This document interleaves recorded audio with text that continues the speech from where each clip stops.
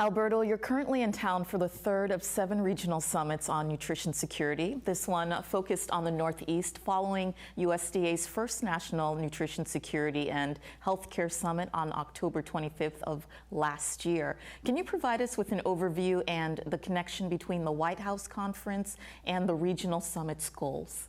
Sure. Well, the National Nutrition Security and Healthcare Summit happened a few weeks after the White House conference, and it was really an opportunity to amplify the importance of integrating nutrition and health and what that means. We know that health we know that access to healthy foods is essential to promote optimal health and well-being.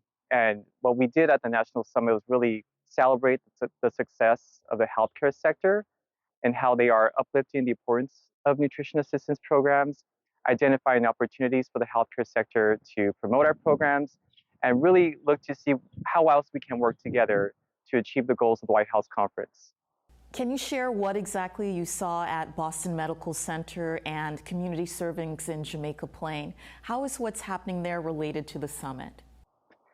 Absolutely. So at Boston Medical Center, we had the opportunity to visit the hospital, to visit the center, to look at their farm that was on their roof and learn about the connections the farm has with the local community, with the patients, really seeing firsthand what we mean when it comes to increasing access to healthy foods for populations, particularly those that are underserved. And so we had the opportunity to also visit a food pantry on site uh, with staffed by a WIC team, really, again, to amplify the importance of how our programs at the USDA's Food and Nutrition Service connect with innovative projects and approaches like those that we visited today here at the Boston Medical Center and at Community Servings. We had the opportunity to see firsthand a medically tailored meals program serving populations here in the Boston area to ensure that families and individuals with chronic conditions who are underserved have access to healthy foods. What is nutrition security and how does it differ from food security? Well, it's important to note that nutrition security builds on our long-standing work to address food insecurity. And when we say nutrition security, we mean consistent and equitable access to healthy, safe, and affordable foods essential to optimal health and well-being. What's preventing the United States from achieving nutrition security for all Americans? Well, one of the approaches that we're taking right now is to ensure that all people eligible for our programs are able to access them. And that includes WIC. We know that 1 in 2 that are eligible for WIC are not signed up for the program. And when it comes to SNAP, about 1 in 5 that are eligible for SNAP are not signed up for the program. And that's why we are working to engage various leaders in the healthcare sector to help us promote our programs to reach all those that are eligible.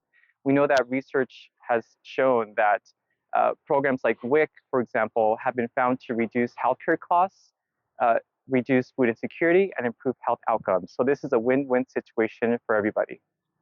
Can you discuss the concept of food as medicine? Yes, so we know there's lots of excitement around food as medicine. There's various conversations and leaders that are part of this movement. And I think what it shows us, what it shows everyone, is that we need to ensure that there's a whole of society approach to address these long-standing disparities in food access. And it includes various healthcare players, it includes the government, nonprofit organizations, community-based organizations, to ensure that we're able to work to reduce food insecurity, improve health equity. We know that COVID exacerbated the situation for a lot of communities. And I think when we talk about and see this excitement around food as medicine, it's an opportunity for us to all work together to achieve the same goal. And this aligns nicely with what we're trying to do at the USDA's Food and Nutrition Service in terms of advancing our food and nutrition security efforts. What new changes is USDA making to support healthy eating patterns? Well, one approach I will share is our recent investments in WIC.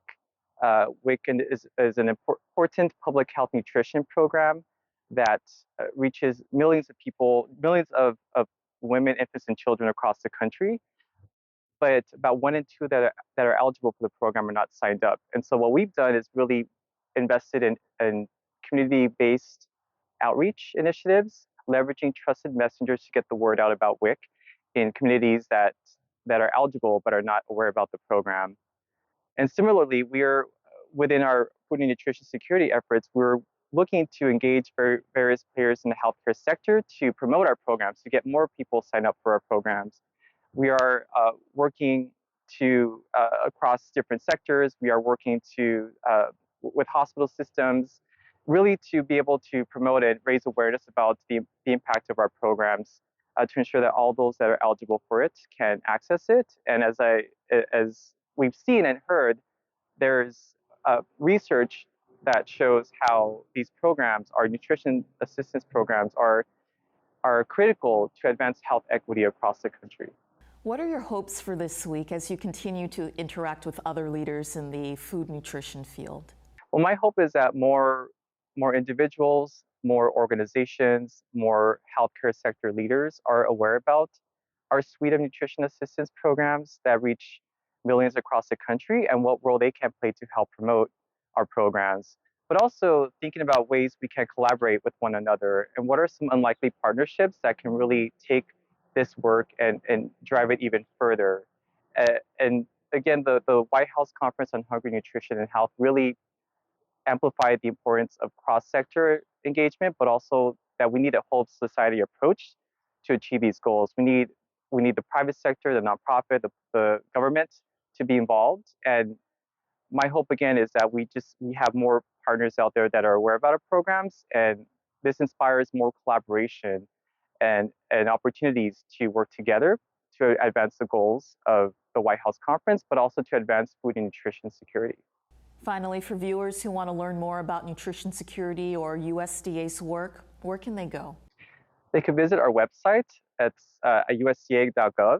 We have a webpage dedicated to our food and nutrition security initiative. We have blogs and other exciting opportunities on ways that partners and community members can learn more about our programs and engage with partners that are working on these efforts.